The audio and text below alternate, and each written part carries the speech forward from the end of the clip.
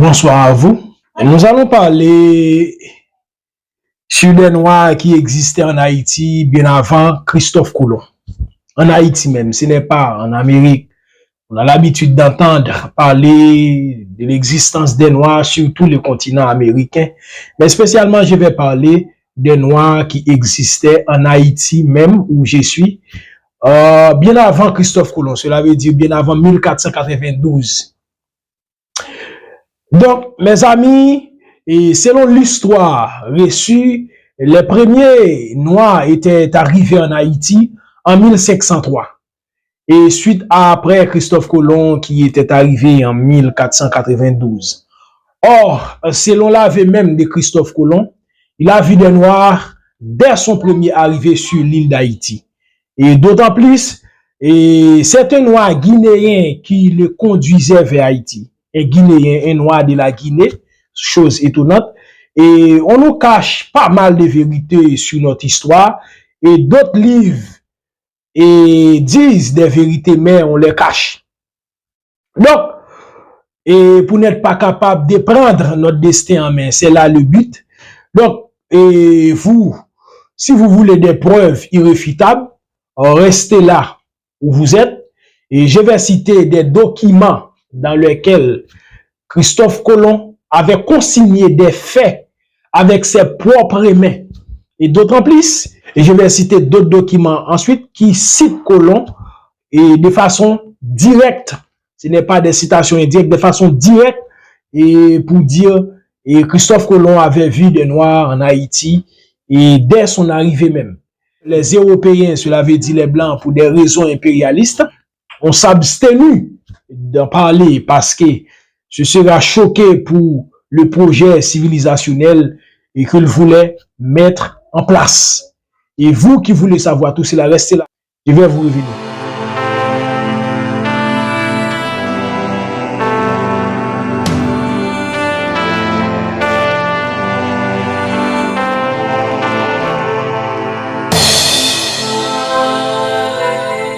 Avant de citer les propos de Colomb, il faut dire que selon un historien espagnol, Vicomte Onfoy de Toron, dans un livre qu'il avait publié qui avait pour titre « Les Phéniciens sur l'île d'Haïti et sur tout le continent américain ».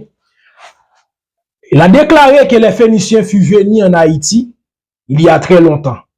Et il dit que ce sont eux qui nommaient l'île. Il affirmait que des survivants cananéens qui avaient été massacrés par les Hébreux fiers pour venir en Haïti vers 3300 avant l'ère occidentale. Donc, lors de l'arrivée de Christophe Colomb, il trouvait que les femmes de l'île, cela veut dire là où les Haïtiens habitent aujourd'hui, les femmes de l'île parlaient une langue cananéenne proche de l'hébreu. Cependant, les hommes parlaient une autre langue, une langue caraïbe. Donc, ça était un fait surprenant qui avait choqué les Espagnols lors de leurs arrivées. Donc, la raison en est que selon les spécialistes, les Cananéens qui avaient l'habitude de voyager sans les femmes avaient pris dans les autres zones du continent des femmes des peaux rouges pour cohabiter avec elles sur l'île. Donc, après, ces dernières, c'est-à-dire les Caraïbes qui furent venus d'autres contrées de l'Amérique avaient envahi l'île d'Haïti et après un certain temps, ayant massacré tous les hommes, cela veut dire tous les Cananéens, et puis ils conservaient les femmes qui étaient l'amant des Cananéens.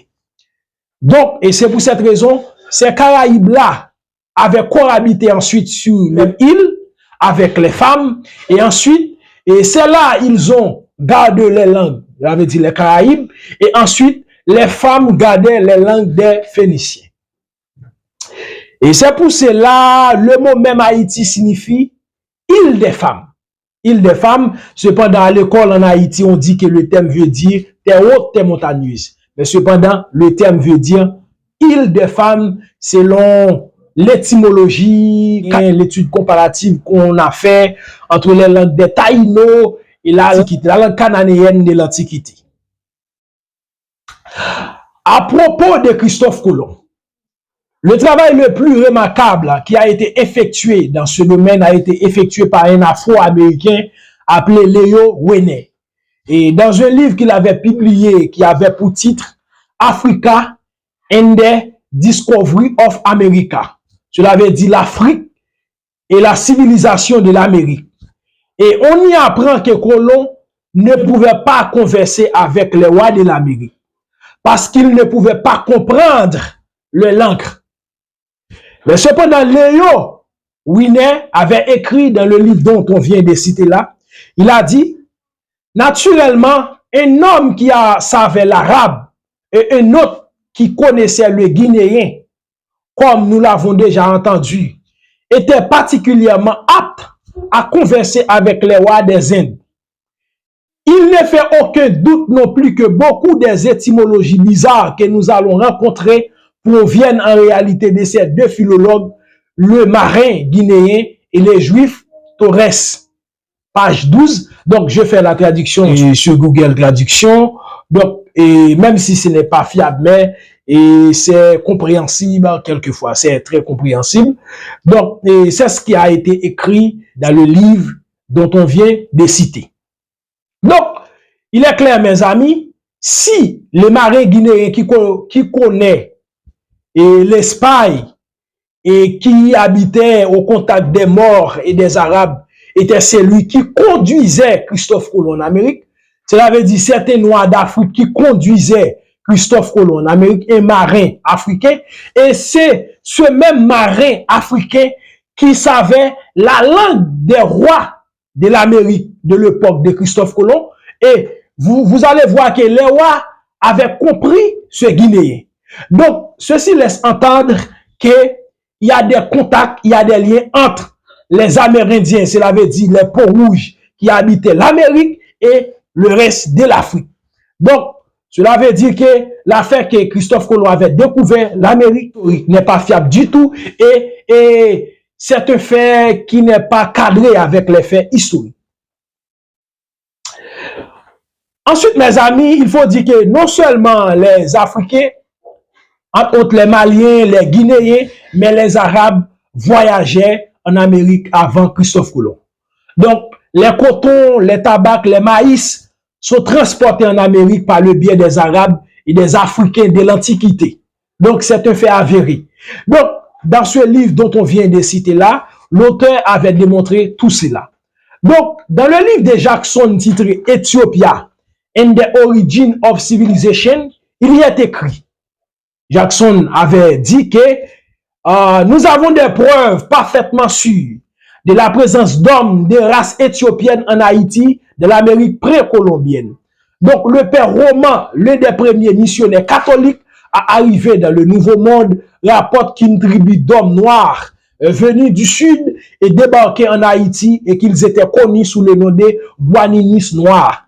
Et selon cette citation, il y avait un prêtre catholique qui se nommait Roman, qui avait déclaré avec ses propres mains dans ses documents qu'il avait vu des Noirs en Haïti. Donc ça, c'est un fait avéré. Il y avait des Noirs en Haïti avant 1503. Donc, ensuite, il y a un autre historien, un historien très célèbre qui a été flatté, qui a été honoré par Dubois, le grand panafricain, donc qui avait rapporté une citation de Christophe Colomb dans son livre titré 100 Amazing Facts About the Negroes. Donc, il a rapporté une citation de Christophe Colomb qui se trouve dans la 3e lettre de Christophe Colomb, où Christophe Colomb avait témoigné qu'il avait vu de ses propres yeux des Noirs en Amérique lors de son arrivée. Donc, c'est un fait avéré, spécialement en Haïti.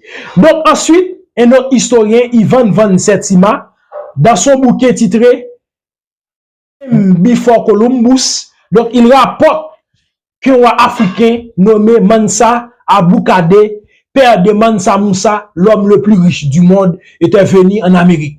Et n'oubliez pas que Mansa Aboukade était un roi malien qui était venu en Amérique. Cela veut dire surtout le continent américain. Cela veut dire puisque les Espagnols étaient venus spécialement en Haïti lors de leur arrivée, eh bien, et je fais cette vidéo pour vous montrer spécialement des témoignages spécifiques des écrivains, des voyageurs qui montrent à clair qu'il y avait des Noirs en Amérique bien avant Christophe Colomb. Et que Christophe Colomb lui-même avait déclaré qu'il avait vu des Noirs de ses propres yeux en Haïti. Donc c'est un fait avéré. Il y a des Noirs autochtones en Haïti et ensuite il y a des Noirs qui étaient transportés en Amérique en 1503. Donc, cela veut dire, nous avons des Noirs ici, des Noirs autochtones, pas venus d'Afrique au moment de Christophe Colomb en 1503. Mais il y avait des Noirs qui existaient sur l'île bien avant. Et c'est pour cette raison, nous avons contesté l'idée que le vaudou avait une partie qui provient des Taïnos. Donc, depuis de toute éternité, il y avait des Africains, spécialement des Guinéens, qui fréquentaient cette île. Cela veut dire, le vaudou que nous possédons en Haïti est totalement africain. Et certaines pratiques vaudou qu'on trouve dans la culture des Taïnos proviennent de l'Afrique à travers ces Noirs-là. Donc, il est un fait évident que nous avons des Noirs ici depuis la nuit des temps. Donc, nous ne sommes pas venus ici en 1503. Il y a certains d'entre nous qui sont venus ici en 1503. Mais nous avons des hommes d'entre nous qui sont là bien avant Christophe Colomb, bien avant 1503. Et ensuite, il y avait des hommes, puisque des Cananéens qui sont des nègres qui étaient venus bien avant, depuis 3300 ans, selon les témoignages des historiens espagnols. Donc, c'est un fait avéré. Et les Haïtiens doivent repenser même le vaudou et qui dit qu'il y avait des pratiques amérindiennes, des pratiques taïnos dans le vaudou. Nous devons repenser tout cela parce qu'il y a des faits historiques qui contestent tout cela. Donc, mes amis, c'est ce que je voulais partager avec vous. Il y avait des Noirs en Haïti bien avant 1503, bien avant 1492. Donc, c'est un fait avéré la thèse de Cheikh Anta Diop, l'antériorité de la civilisation nègre, mythe ou vérité historique. Mes amis, c'est un fait clair, c'est un fait avéré. Il y avait des Noirs bien avant les Espagnols, c'est-à-dire bien avant les Européens en Haïti. Merci.